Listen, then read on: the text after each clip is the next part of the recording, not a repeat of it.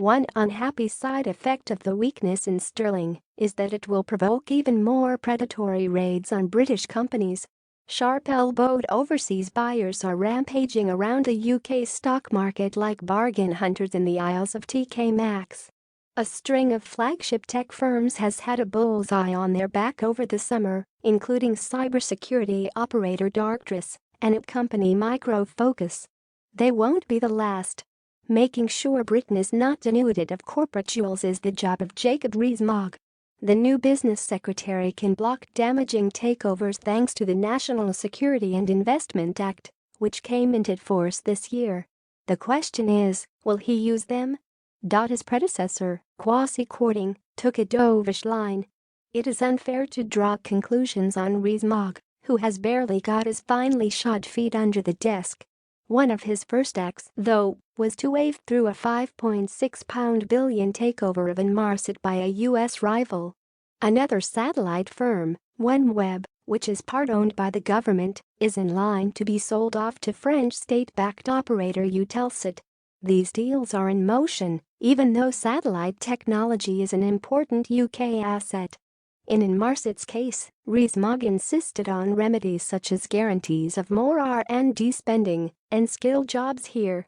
But these pledges can be meaningless. US private equity barons at Advent International took over British defence company Cobham with several such glib assurances. It didn't stop them from chopping up their prey within 18 months. Yet the government seems not to have learned any lessons. Advent has been given a green light to take over Ultra Electronics, which makes submarine hunting technology. For £2.6 billion. It is now mulling a swoop on fraud prevention tech specialist GB Group. Due to shoulder shrugging in government, much of the UK defence industry is owned by US investors. Although we are long-standing allies, this surrender of independent national capability and stewardship is extraordinary. Since Big Bang in the 1980s, the UK stock market has been probably the most open to foreign capital. In some instances, this has been fantastic. European corporates such as AkzoNobel, which bought the old ICI Paints businesses, have been great owners, as have some of the German and Japanese players in the motor industry. But there has been very little effort to discriminate between responsible long-term buyers and piratical opportunists.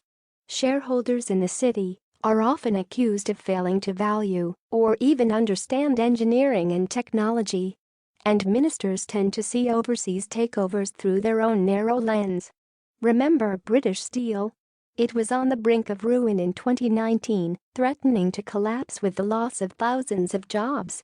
The government welcomed a Chinese takeover with open arms, despite obvious perils. The next big deal to cross Rees-Mogg's desk is the purchase of semiconductor firm Newport Wafer Fab by Chinese-backed Nexperia.